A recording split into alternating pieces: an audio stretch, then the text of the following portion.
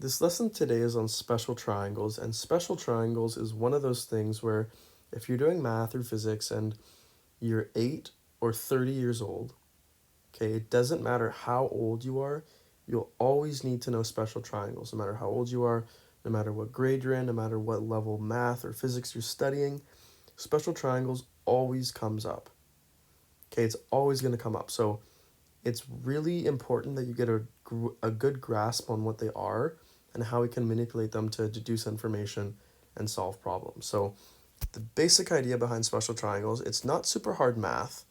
Okay, it's just super important that you understand what it means, how to recognize them, that sort of thing. So there's two scenarios where special triangles can come up. One is if we have a triangle, and special triangles are all dealing with right triangles, so they all have a right angle in them, this 90-degree square looking thing. Okay, so one situation is when we have a right triangle with a 60-degree angle, okay, and a 30-degree angle.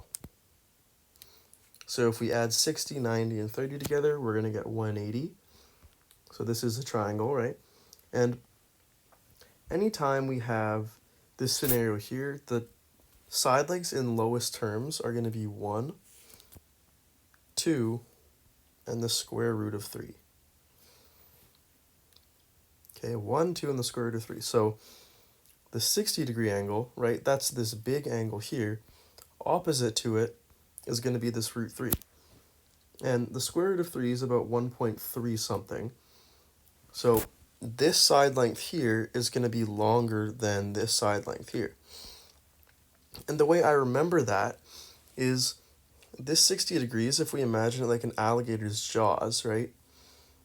The way the jaws are opening, since the angle's bigger, the opening on the end is going to be bigger as well because it's opening faster. But with this 30 degrees, this angle is smaller than 60, so the jaws here, the end of them are going to be opening to a smaller length. This is only going to be 1. So opposite to the big angle is always the bigger side length, and opposite to the smaller angle is always the smaller side length. And 2 is always the hypotenuse, which is opposite to the right angle. Okay? It's always the longest side of a triangle.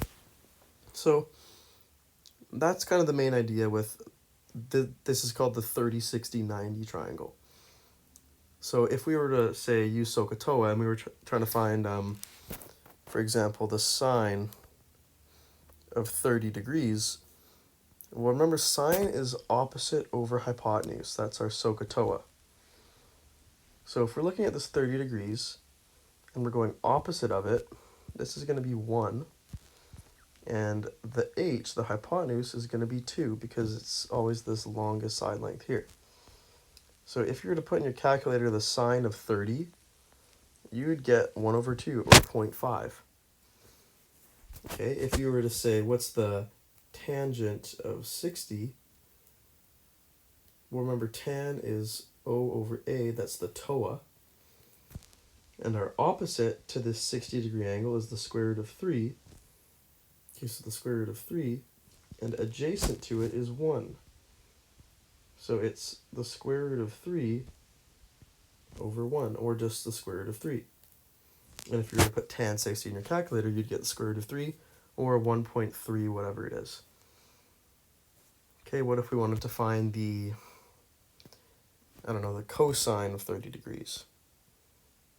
Okay, the cosine of 30 degrees. Well, the cosine of 30 degrees is going to be the adjacent side to the 30-degree angle over the hypotenuse. That's the Ka in SOHCAHTOA.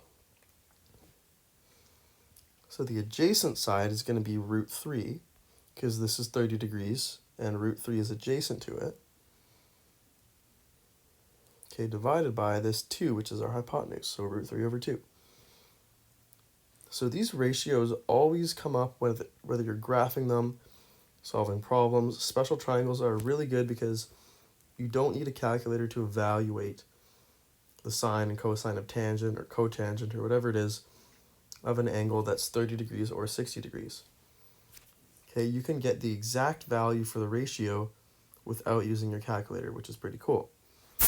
Okay, let's do an example. let's do, I'll leave this sine one up, but let's say we're doing the tangent of 30. Okay, so when we do the tangent of 30, notice this is over a. So 30 degrees, opposite is going to be 1. So it's going to be 1 over, the adjacent side is root 3. So this is the tangent of 30 degrees, except remember, when we have a square root on the bottom, we always want to rationalize it. And what that means is we want to get rid of that square root. So if we have a number like the square root of 3, and we multiply it by itself, the square root of 3, this is really just the square root of 3 squared. And remember, if we have a square root of something and we square it, we just get the number that's on the inside, which is 3. So if we multiply the top and bottom by the square root of 3, right, on the top we'll get 1 times root 3, which is just root 3. And on the bottom we'll get root 3 times root 3, or root 3 squared, which is 3. So root 3 over 3 is another way to represent the tan of 30. Okay, that's the main idea with the first special triangle. Okay, so I'll erase the examples, but I'll leave that triangle up there. Okay, second example, the second case that we can have is we have a right triangle. We have a right triangle, and 2 of the side lengths are the same. So our hypotenuse obviously is not the same length, but if we have 2 side lengths, 1 and 1, this hypotenuse length is going to be the square root of 2. Okay, and you might be wondering, well, how do they come up with that? And it's not some crazy discovery. All it is kind of a shorthand to remember, but if you ever forget, but you remember these 2 side lengths, you can just use Pythagoras, because remember, if we have a right triangle, a squared plus b squared equals c squared, a and b are just the side lengths that aren't the hypotenuses. So 1 squared plus 1 squared equals c squared. C is the hypotenuse. 1 squared is 1, so 1 plus 1 is 2, which is c squared. So that must mean that c, the hypotenuse, is the square root of 2. So if we have a right triangle with 2 side lengths, 1 and 1, the hypotenuse length must be the square root of 2. Okay, so it's nothing crazy. It's just kind of a shorthand to remember and a way to represent the ratios of sine, cosine, and tan functions when we're dealing with 30, 60, and in this case, it's going to be 45-degree triangles without using a calculator once again. Okay, and the reason these are both 45 is because this length here is 1, this length here is 1, so these jaws on the alligator, they're opening up at the same kind of degree, because the opposite side, right, the thing that the alligator's chewing on is the same length. Okay, so both side lengths are 1, that means both angles are the same. They would have to be 45, because this 90 degrees isn't changing. If this here was 100 degrees, then these would have to be 40 each, right, because everything has to add to 180, but since this is 90, we only have 90 degrees left to work with. So we have to split that in 2, each one's 45. So let's say we were trying to find the cosine of 45. Okay, the cosine of 45 degrees, that's going to be the a, the adjacent, divided by, so the a, the adjacent, divided by the square root of 2, or hypotenuse. So remember, we have to rationalize this, typically. So this is going to be root 2, right? 1 times root 2 on the top, divided by root 2 squared, which is 2. So root 2 over 2 is a common ratio that comes up in trigonometry and just math and physics in general. And you'll also notice that the sine of 45 is going to be the same. So the sine of 45 is also 1 over root 2, which is root 2 over 2. So I'll teach you how to graph sine and cosine functions in future videos, but sine functions and cosine functions are both waves. Okay, so this axis is your x, or your angle, and this axis is the value of that ratio. So I'll just put y. Okay, so sine of 0 is 0. So sine graphs always start at 0. They go up, come down, go up, come down, go up, come down like that. They're kind of like a wave. And then cosine, it's the same, it's just shifted a bit. So it's here and it's shifted to the left by a certain number of degrees. Okay, so notice how the sine of 45 degrees and the cosine of 45 degrees is the same. So this right here, where they intersect, where they're the same height, the same value, this value here is root 2 over 2, and the x value is going to be 45 degrees. Okay, so that's just kind of going ahead into trigonometry, but I'll teach you how to do that later, just kind of some insight there. Now if we have our special triangle here, let's do a couple more. Let's do the tangent of 45. That's kind of really all we can do, right? Can't make it too hard. Tan 45 is O, which is 1, over A, which is 1. So it's 1 over 1. So the tangent of 45 degrees is just 1. Okay? There we go. Now I'm going to go through some examples down here quickly. So x is the side length we're trying to find, right? They indicated that by using a variable. So for this left triangle here, we know that this is a 90-degree angle.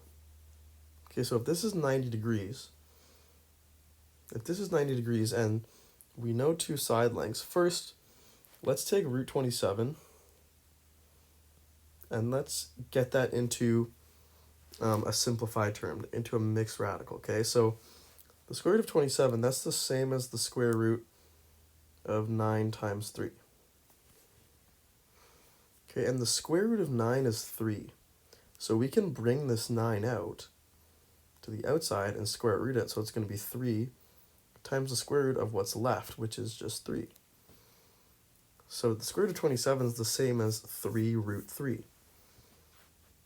So instead of writing the square root of 27, I'm going to write 3 root 3 here. So 3 times root 3. Now, let's go above here and see if we see any triangles with root 3 in them. Aha! This triangle right here has a root 3 in it. So when this is root 3, this seems to be 2. Let's see if that relates to this one. So typically this side length here is root 3, but right now it's 3 root 3. So that means this triangle is 3 times as big, which makes sense because this hypotenuse before was 2, but now it's 6.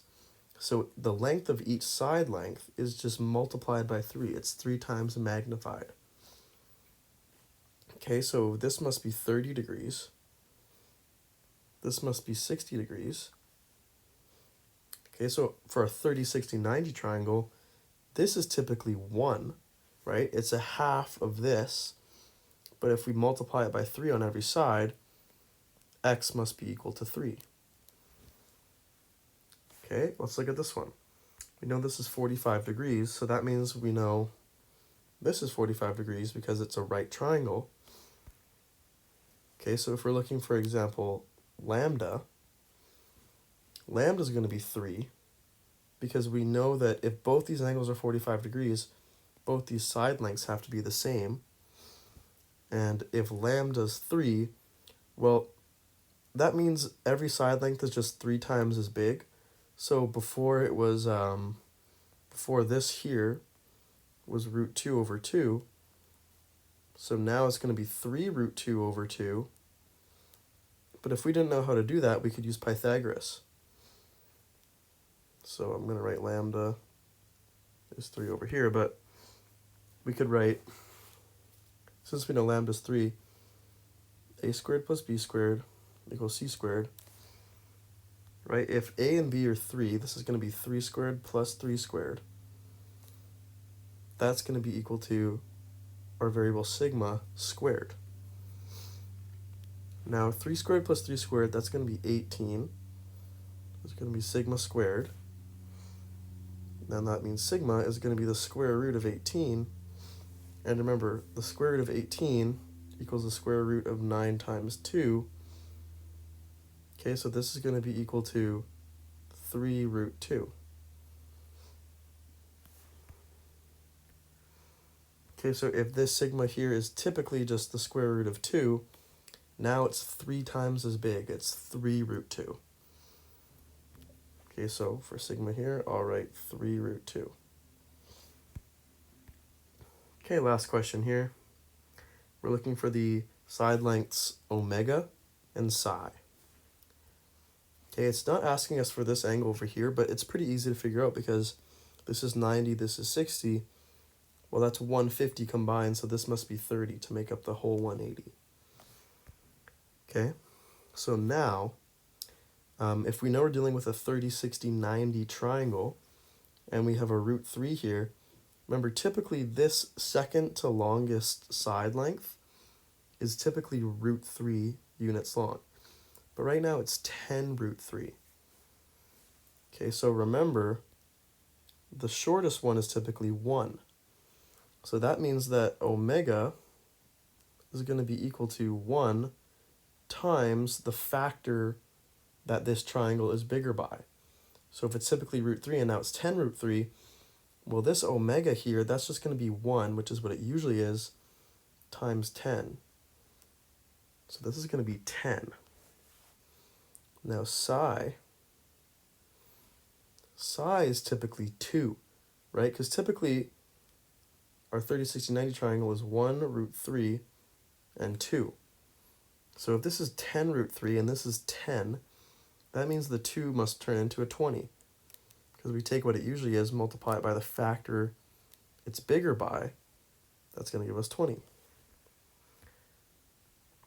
So that's how we could use special triangles to solve problems like that. Like I said, this is unbelievably important. I don't know how much I can emphasize this, but if you don't understand something about this, drop a comment or do your own research. Make sure, do it until you can't get it wrong. Because knowing these is going to make your life so much easier. I'm telling you right now. Okay, I don't usually emphasize things this much, but you absolutely have to know this if you're going into kind of higher level math. Because even though the math isn't super difficult, it might take a bit of thinking, but it's not like a bunch of calculus and crazy stuff to do. So just make sure you fully understand this. Drop a comment, send me a message, do your thing. But I hope this helped. Hope you now know what special triangles are, how we can use them. And I'll see you soon when I talk more about trigonometry.